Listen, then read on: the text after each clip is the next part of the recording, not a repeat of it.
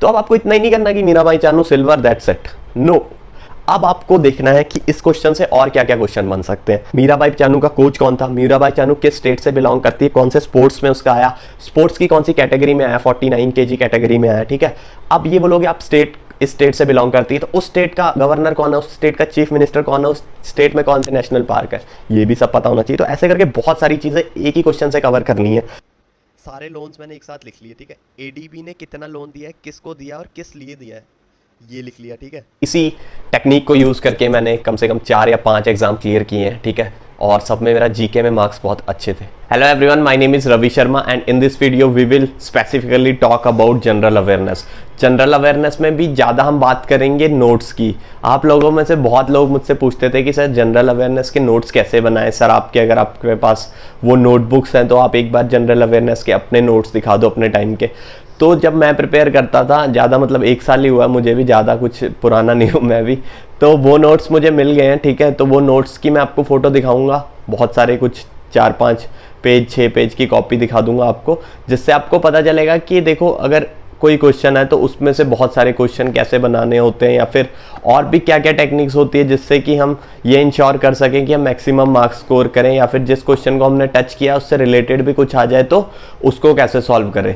तो ये सब चीज़ों की बात करेंगे इस वीडियो में। And if you want to connect with me, you can connect with me on champions of Ravi Sharma Telegram channel, and you can directly connect with me on Instagram as well. The link is in the description. Before we begin, तो काफ़ी बच्चे मुझसे पूछ रहे थे कि sir गाइडली का grand bundle PDF course कैसा है। तो आपके लिए फ्री डेमो पीडीएफ्स अवेलेबल कराई गई है, जिसमें 1000 से भी ज़्यादा क्वेश्चंस है। उसका लिंक मैंने डिस्क्रिप्शन में दिया है, तो एक बार आप जाके विजिट कीजिए कि पीडीएफ्स कैसी हैं, आपको आई एम श्योर अच्छी लगेगी। उसके बाद आप 699 का ये ऑफ़र अवेल कर सकते हैं, जिसमें आपको ये सारे एग्जाम्स का प्री प्लस मेंस का ग्रैंड बंडल पीडीएफ कोर्स मिलेगा। 40,000 से भी ज़्यादा question, 40,000 is a huge amount.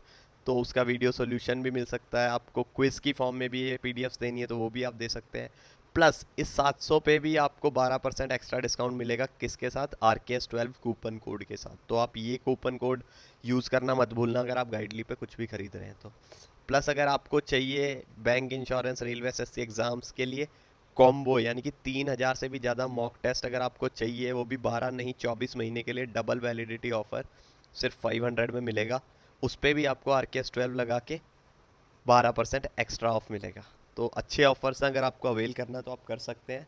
All the links are in the description. Let's start the video now. हाँ जी, तो अब बात करते हैं कि देखो मेनली बात करेंगे नोट्स की, कि नोट्स अच्छे से कैसे बनाए जाए। नोट्स के लिए देखो सबसे मेन चीज़ है कि सबसे पहले लोग पूछते हैं कि सर कितना हमें डिटेल में पढ़ना चाहिए, कितना डिटेल में पढ़ें, क्योंकि आजकल सीधे सीधे तो सवाल आ नहीं रहे, तो क्या किया जाए।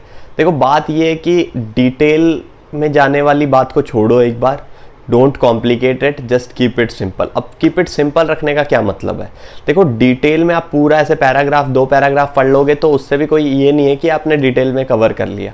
डिटेल का असली मतलब समझने की कोशिश करो। डिटेल का मतलब ये होता है कि अगर उस क्वेश्चन से रिलेटेड और कोई भी क्वेश्चन आ जाए तो वो आपको आना चाहिए। तो अब इसी जो लाइन मैंने बोली है इसी में आपका जवाब है। जवाब ये है कि आपको पहले इंश्योर कर लेना, आपको अपने आप से पूछना है कि यार जो ये मैंने सवाल किए हैं, जो ये मैंने एक स्पेसिफिक सवाल है, इसमें से और कितने सवाल बन सकते हैं, और कितने सवाल बन सकते हैं वो आपको खुद लिखना है। ठीक है, जो आपको पढ़ा रहा होगा वो 1-2 चीज़ें एक्स्ट्रा बता देगा, बट आपको 5-6 चीज़ें और एक्स्ट्रा लिखनी है। ठीक है, फॉर एग्जाम्पल जैसे आ गया कि ताजमहल किसने बनाया। ठीक है, ताजमहल किसने बनाया, तो आपको सिर्फ ये नहीं लिख देना कि ताजमहल शाहजहां ने बनाया, ये नहीं लिखना। अब आपको ताजमहल पे एरो मार के 3-4 चीज़ें ताजमहल की लिखनी है, कि ताजमहल का पत्थर कौन सा लगा, ताजमहल कौन से सन में बना था, ताजमहल किसकी याद में बना था।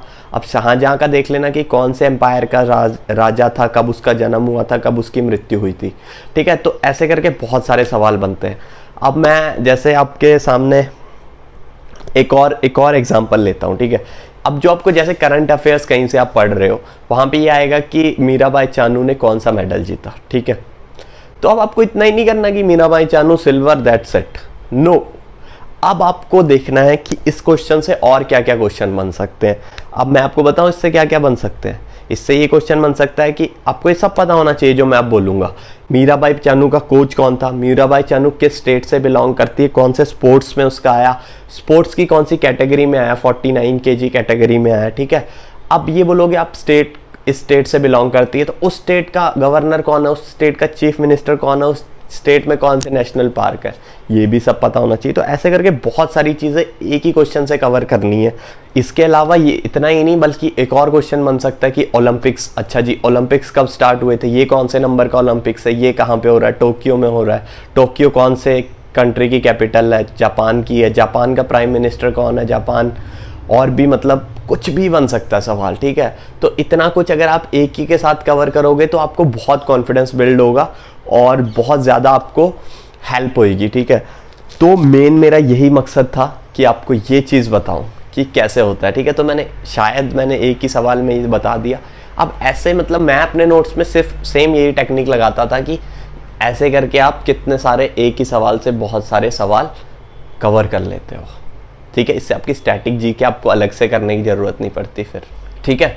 तो इसके बाद मैं देखो ये वीडियो को ज़्यादा लंबी नहीं रखेंगे हम, इसके बाद मैं बात करूँगा कि रिटेन कैसे रखे चीज़ों को। रिटेन रखने का देखो कोई रामबाण इलाज नहीं है, बट रिटेन करने का सिर्फ एक ही इलाज है, वो है फ्रीक्वेंट रिवीजन। आपने जैसे एक वीक कवर किया तो अब 7वें दिन आप पूरे वीक को रिवाइज करो, 14वें दिन आप पूरे बाई वीकली रिवाइज करो, फिर ऐसे करके 3 वीक, 4 वीक, फिर पूरा महीना, फिर जब अगले में जाओ तो थोड़ा सा कभी टाइम मिले तो पिछला 1 महीना, पिछले 2 महीने, मतलब आपको चीज़ों को पकड़ के रखना है। मतलब जैसे ही आप ढील दोगे तो वो चीज़ें छूट जाएगी, ठीक है। तो ढील नहीं देनी है जब तक आपका पेपर क्लियर ना हो जाए। तो यही बेस्ट वे होता है रिटेन का। प्लस आपको जो सबसे ज़्यादा इंपॉर्टेंट चीज़ मैं और बता दूँ वो है कि क्विज़ की इम्पोर्टेंस।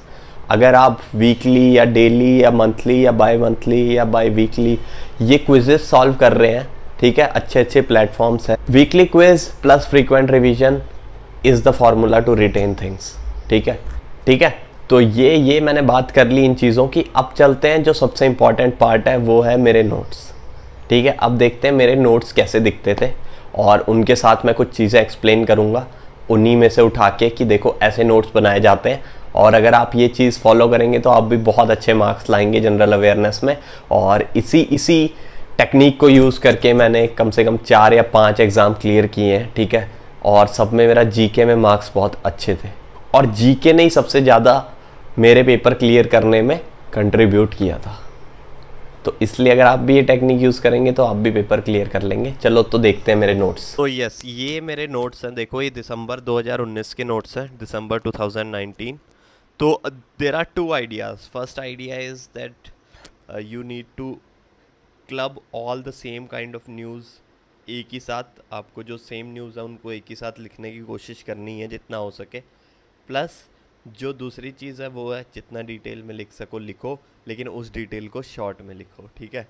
तो जैसे अभी दिसंबर में कुछ ऐसे 3-4-5 पेज आपके साथ डिस्कस करूँगा ताकि आपको अच्छे से आइडिया हो जाए। जैसे ये इंपॉर्टेंट डेज़ है, तो डेज़ में क्या इंपॉर्टेंट होता है, डेज़ वो डेज़ कौन सा है, और थीम बहुत इंपॉर्टेंट है। देखो आजकल जो पेपर होते हैं वो कोई इतने आसान नहीं आते, थोड़ा सा उनको मुश्किल बनाने के लिए आपको ये नहीं पूछेंगे कि 1 दिसंबर को क्या है, तो ये पूछ लेंगे कि थीम क्या है, ठीक है। तो 2 दिसंबर को ये दोनों दिन होते हैं, ठीक है।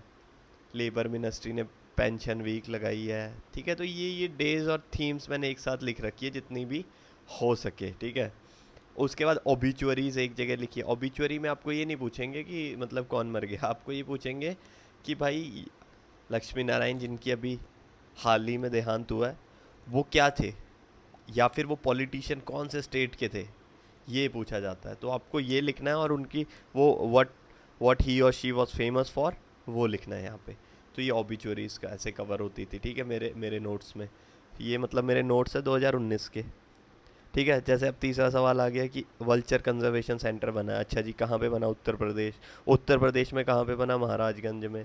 उत्तर प्रदेश के मेरे को तब तक नेशनल पार्क वगैरह सब अच्छे से याद हो गए थे, इसलिए मैंने यहाँ पे लिखे नहीं तो मैं इससे पिछले महीनों के नोट्स में सब कुछ लिखता था और ज़्यादा, ठीक है। फिर भी मैंने यहाँ लिख दिया कि वल्चर कंजर्वेशन सेंटर है, तो फर्स्ट वल्चर कंजर्वेशन सेंटर कहाँ पे बना था, पिंजौर हरियाणा में बना था, ठीक है। उसके बाद ये जीडीपी प्रोजेक्शन मैंने सबकी एक साथ ही लिख ली, ठीक है। जैसे यहाँ पे भी देखो एक और चीज़ है, जैसे 5.6 है तो इंडिया रेटिंग्स की है, तो मूडीज़ की भी है, तो मैंने लिख लिया, ठीक है। 2020 में इनकी ये थी, तो इस हिसाब से मतलब एक क्लब करके लिखोगे तो अच्छा रहेगा। अब जैसे हर क्वेश्चन के साथ थोड़ा बहुत तो हर जगह लिखा ही, देखो क्वालिटी रत्ना बाय ठीक है। तो CII ने जिसको क्वालिटी रत्न दिया वो है सुरेश कृष्णा, है क्या सुंदरम फ्यूचर ऐसे कर ग्रुप के चेयरमैन है। तो ये पता होना चाहिए भाई। तो इस हिसाब से आपके नोट्स बनने चाहिए। अब देखो, इलेक्टिन हाइड्रो इलेक्ट्रिक प्रोजेक्ट कहाँ पे है? अरुणाचल प्रदेश में। फिर ये यहाँ पे मैंने ये लिखे हैं कि दीक्षी सिसेरी और ये कोई और नाम दे, मतलब कि नेशनल पार्क्स हैं, ये मैंने यहाँ पे लिख लिए। जो मेरे को याद नहीं रहते ना अरुणाचल प्रदेश के, उनके तो मैं ज़रूर लिखता हूँ। मेंस हॉकी वर्ल्ड कप 2023 में भुवनेश्वर प्लस राउरकेला में खेला जाएगा, उड़ीसा के लिए, उड़ीसा में खेला जाएगा, ठीक है। फिर मेरे को याद आया कि अगर मेंस का है तो विमेंस का क्यों ना लिखा जाए, तो ये भी लिख लिया। इसके बाद बारी आती है इस चीज़ की, देखो क्या है, मोटो ऑफ लोकपाल ये है। ये लिया कहाँ से गया है ये भी लिख लिया। ये कहीं मतलब कोई बताता नहीं है बट लिखना इंपॉर्टेंट है कि ये कहीं से तो लिया होगा, ये लिख लिया। उसके बाद लोगो कहाँ से लिया, लोगो का डिज़ाइनर कौन है? प्रकाश मिश्रा। यहाँ पे मैंने शॉर्ट में छोटा सा ये लोगो भी बना लिया था इसका, ठीक है। तो इस हिसाब से ये डिटेल होती है और कुछ नहीं है। अगर आपने इतने डिटेल से बनाए हैं तो मैं आपको अश्योर कर सकता हूँ कि आपके पेपर क्लियर होने के बहुत चांस है और आप पेपर में गलत नहीं करोगे, provided you revise them frequently, ठीक है। तो जैसे अब यहाँ पे लिखा है कि RBI ने करेंसी स्वैप एग्रीमेंट सार्क के साथ किया है। अब सार्क का देखो, सार्क में 8 कंट्रीज़ है, काठमांडू में हेडक्वार्टर है, हेड अजमल सियाल था उस टाइम पे, अभी भी पता नहीं यही हो सकता है, ठीक है। तो RBI का भी पता होना चाहिए कि कब इस्टेब्लिश हुआ था, अभी करंट चेयरमैन कौन है, ठीक है। RBI का गवर्नर कौन है ये भी पता होना चाहिए। RBI की जो मॉनेटरी पॉलिसी कमेटी होती है उसमें कितने बंदे होने चाहिए, होते हैं, वो भी पता होना चाहिए, ठीक है। अब ये नेवी का 16th चीफ है, जो इंपॉर्टेंट होता था उस पर देखो अंडरलाइन भी है हर जगह, हर जगह अंडरलाइन है। 16th चीफ है, सुशील कुमार है। इन्होंने एक बुक भी लिखी है, अ PM टू रिमेंबर, ठीक है। तो वो किसके ऊपर है? अटल बिहारी वाजपेयी। देखो बहुत कुछ ऐसे करके ना, ये ऐसे नोट्स बनते थे मेरे।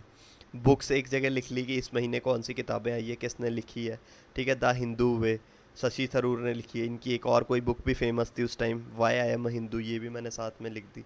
तो इस हिसाब से नोट्स बनने चाहिए, ठीक है।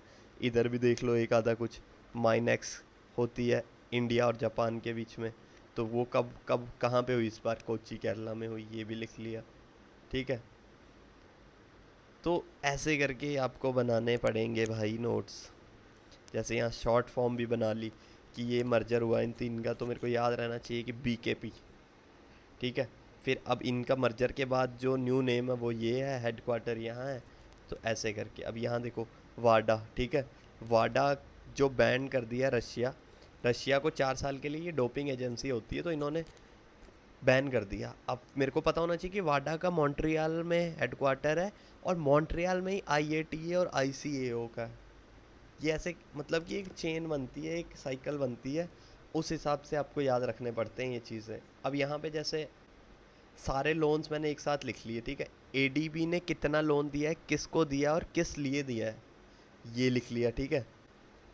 ये ADB का लिख लिया इंपॉर्टेंट लोन्स, जबकि सिर्फ सवाल इतना ही था, एक ही सवाल था, एक लाइन की, इंडिया ने $400 मिलियन का लोन दिया है किसको? श्रीलंका को, किसके लिए? डेवलपमेंट प्रोजेक्ट के लिए। बट अदर इंपॉर्टेंट लोन्स भी लिख लिए, ठीक है, जो भी रिसेंटली हुए 1-2 महीने में पिछले।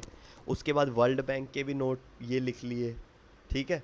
उसके बाद AIB के भी लिख लिए और ये भी लिख लिया कि इसका तो मेरे को पता था उस टाइम हेड कौन है इन दोनों का, इसका याद नहीं रहता तो इसका भी लिख लिया कि ये हेड है, ये हेड क्वार्टर है, तो ये है।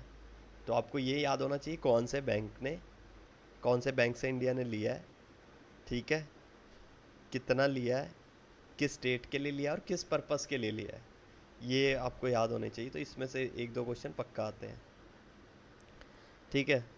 और क्या बताऊँ आपको?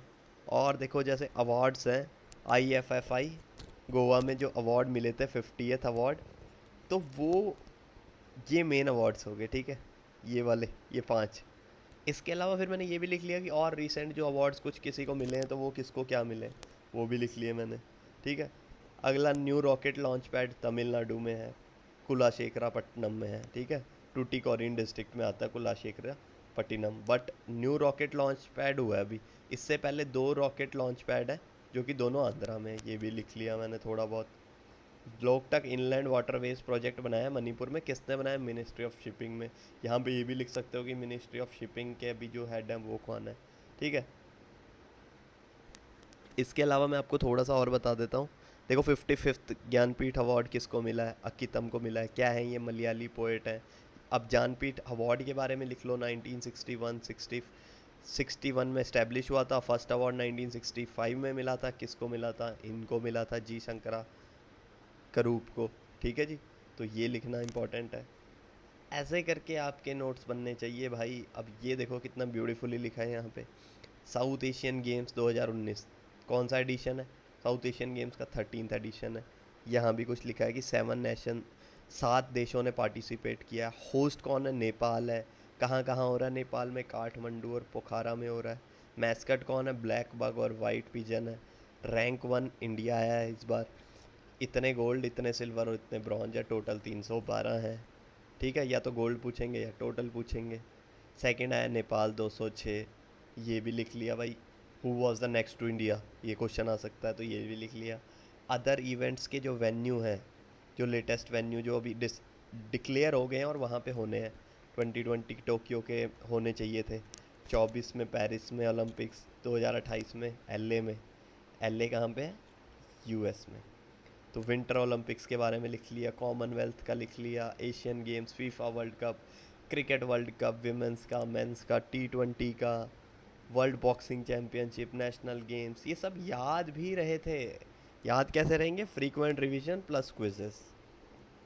ठीक है, तो बस एक लास्ट ये भी बता देता हूँ आपको कि देखो यार, डिटेल में बनाने पड़ेंगे आपको नोट्स। अब जैसे यहाँ पे न्यू प्रेसिडेंट है, और जो भी अभी नए नए प्रेसिडेंट बने सबका लिख लिया। अब Dictionary.com ने word of the year existential को बनाया था, फिर मैंने सोचा कि चलो इनका भी लिख लें, ऑक्सफर्ड, कॉलिन और जो बाकी डिक्शनरीज है, इन्होंने किसको वर्ड ऑफ द ईयर बनाया था, कि सब याद रहे।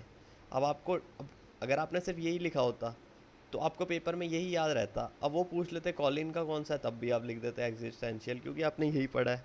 बट यहाँ पे आपको क्लब करके अगर पढ़ोगे तो अच्छा रहेगा। ठीक है, अब जैसे कोई भी क्वेश्चन उठा लिए हमने, जो भी सारे उठा लिए, चलो बस करते हैं, बहुत उठा लिए सवाल। यहाँ पे देखो ब्रांड एम्बेसडर लिख लिया। ठीक है, अब सुनील छेत्री क्या फुटबॉलर है, ये लिख लिया। तो इस हिसाब से आपको नोट्स बनाने। आई होप कि आपको नोट्स क्लियर हो गए कैसे बनाने होते हैं। अगर फिर भी कोई डाउट है तो प्लीज़ आप कमेंट सेक्शन में लिखिए, I will try to answer it. बाकी मैं ये नोट्स एक बार आपको टेलीग्राम चैनल पे भी शेयर कर दूंगा। ठीक है, तो दैट्स इट गाइस। तो देखा आपने कैसे बने मेरे नोट्स। तो ये नोट्स, इन्हीं नोट्स से मैंने बहुत सारे सिलेक्शन लिए हैं, आप भी ले सकते हैं। ठीक है, तो इन नोट्स की फ़ोटोज़ मैं कुछ 5-7 फ़ोटोज़ आपको अपने टेलीग्राम चैनल पे भी दे दूंगा, चैम्पियंस ऑफ रवि शर्मा पे। बाकी अगर आपको ये वीडियो अच्छी लगी और बाकी और कौन सी वीडियो आप चाहते हैं और क्या डाउट आपका रह गया है वो आप कमेंट सेक्शन में पूछते हैं। और अगर आपको अच्छी लगी वीडियो तो एक थम्स अप जरूर दे देना। And that is it. If you have not subscribed yet, you can subscribe it as well. It is not compulsory, but if you feel like, you can do it. So all the best. Thank you very much.